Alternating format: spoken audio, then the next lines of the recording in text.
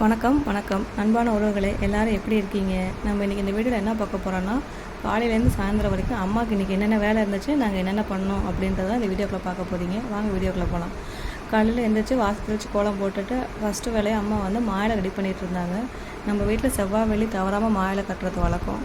மாயிலை கட்டும்போது வீட்டுக்கு வந்து சுபிக்ஷம் சேரும், லட்சுமி கடாட்சம் வரும்னு சொல்லுவாங்க. அதனால் மாயிலை வந்து ஒத்தப்படையில் கட்டுறதா வழக்கம். 11, 13, 15 இந்த மாதிரி ஒத்தப்படையில் கட்டணும். மாயிலை கட்டி முடிச்சுட்டு அப்படியே வந்து சாமி ஃபோட்டோவுக்கு தேவையான பூ, ஊதுபத்தி, சூடம் எல்லாம் ரெடி பண்ணி வச்சுட்டேன். அம்மா வந்து அப்படியே அந்த வேலையை முடிச்சதுக்கப்புறம் சாமி கும்பிட ஸ்டார்ட் பண்ணிட்டாங்க. பிரம்ம முகூர்த்தத்தில் வந்து விளக்கேற்றி சாமி கும்பிட்றது அவ்வளோ ஒரு நல்ல ஒரு பாசிட்டிவ் வைப் கொடுக்கும் நமக்கு. அவ்வளோ அமைதியான நேரத்தில் எழுந்திரிச்சு நம்ம சாமி கும்பிடும்போது மனசுக்கு அப்படி நிம்மதியாக சந்தோஷமாக இருக்கும்.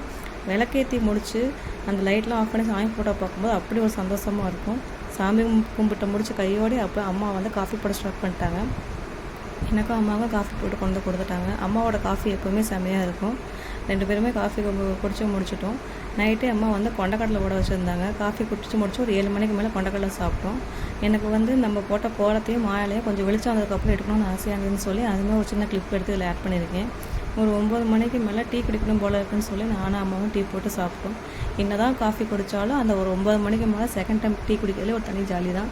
அம்மா டீ கொடுத்ததுக்கப்புறம் காலையில் டிஃபனுக்கு வந்து சப்பாத்தி செய்ய ஸ்டார்ட் பண்ணிட்டாங்க. சப்பாத்தியும் உருளைக்கிழங்கு கிரேவியும் ரெடி பண்ணிகிட்டு இருந்தாங்க. சப்பாத்தி ரெடி பண்ணி வச்சுட்டு நம்ம கோயிலுக்கு கிளம்பியாச்சு. கோயில் வந்து வீட்டு பக்கத்தில் தான், நடந்து போகிற தூரத்தில் இருக்குது. கோயிலுக்கு கொண்டு போகிறதுக்கான நெய், விளக்கு, பூ எல்லாமே எடுத்துக்கிட்டோம். வெளியே கிளம்பும்போது நம்ம குட்டீஸ்லாம் வெளியே படுத்துருந்தாங்க. நம்மளை பார்த்தா எல்லாம் நின்று விளையாண்டுட்டு இருந்தாங்க. அவங்க கூட கொஞ்ச நேரம் விளையாண்டுட்டு அப்படியே நம்ம வீட்டில் இருக்க அரளிப்பூவை பறிச்சுட்டு நம்ம கோயிலுக்கு ரெடி ஆகிட்டோம். வீட்டு பக்கத்தில் இருக்க கோயில் வந்து முருகன் கோயில். வாரம் வெள்ளிக்கிழமை முருகன் கோயிலுக்கு போகும். பூ பறிச்சுட்டு அப்படியே கோயிலுக்கு போயிட்டோம். கோயிலுக்கு போயிட்டு வந்தோடனே செம்ம பசி ஆகிடுச்சு. வந்தோடனே அம்மா செஞ்ச சப்பாத்தியும் குருமாவும் எடுத்து சாப்பிட ஸ்டார்ட் பண்ணிட்டோம். சப்பாத்தி குருமா சாப்பிட்றதுக்கப்புறம் வெளியே வந்து பார்த்தா அந்த குட்டீஸ் குடிக்கிற தொட்டி வந்து ரொம்ப க்ளீன் இல்லாமல் இருந்துச்சு. அதனால நீட்டாக க்ளீன் பண்ணி வச்சுட்டு அதுக்கு தண்ணி ஊற்றி வச்சுட்டு இருந்தாங்க அம்மா. இது வந்து நாங்கள் 2 நாளைக்கு ஒரு 3 நாளைக்கு ஒரு செஞ்சுருவோம்.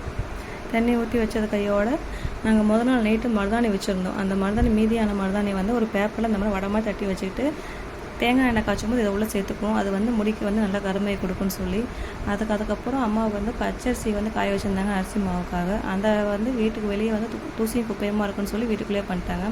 அந்த ஒர்க்கு முடித்த கையோடய வந்து மைதா பிஸ்கட் செஞ்சுட்டு இருந்தாங்க. இதை வந்து ஊர் பக்கம் கலகலான்னு சொல்லுவாங்க.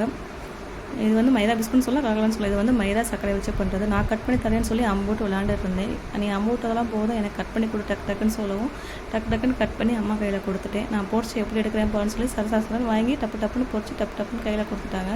செம்ம டேஸ்ட்டாக இருந்தது. இப்போ ஈவினிங் ஸ்நாக்ஸுக்கும் டீ ஸ்நாக்ஸுக்கும் சூப்பராக இருக்கும். முடிஞ்சால் ட்ரை பண்ணி பாருங்கள். நான் லிங்க்கை வந்து அடுத்த வீடியோவில் கொடுக்குறேன்.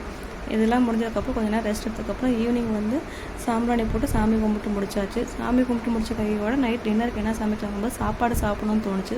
சரி நைட்டு சாப்பாடு வச்சுட்டாங்க.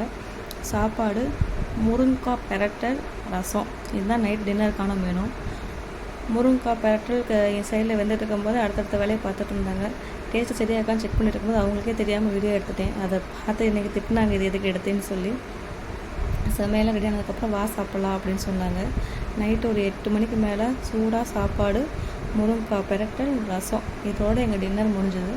இதுதான் எங்கள் அம்மாவோட காலையிலேருந்து ஈவினிங் வரைக்கும் நடந்த விலாகு. வெள்ளிக்கிழமைனாலே கொஞ்சம் பிஸியாக தான் இருப்போம். இன்றைக்கி காலையிலேருந்து ஈவினிங் வரைக்கும் டைம் செம்ம ஸ்பீடாகவும் ஃபாஸ்ட்டாகவும் போயிடுச்சு.